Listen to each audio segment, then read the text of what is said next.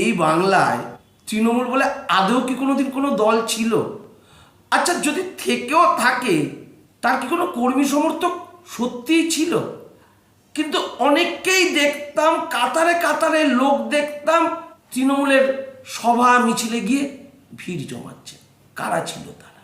4 তারিখের পর জানতে পারলাম ওনারা সবাই জন্মগতভাবে বিজেপি, মাঝে যার যেমন বয়স 10 বছর, 15 বছর, 5 বছরের জন্য মামাবাড়ি ঘোরার মতো তৃণমূলে ঘুরতে গেছিল।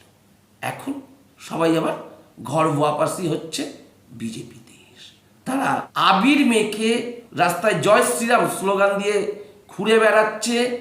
শপথের দিন দেখলাম এরাই আবার বিরাট জায়ান্ট স্ক্রিনে প্যান্ডেল করে শপথ দেখাচ্ছে।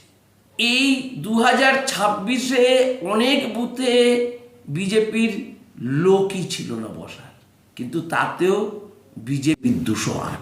আর যাদের বুথে ভুরি ভুরি লোক তারা ধুলির সাপ।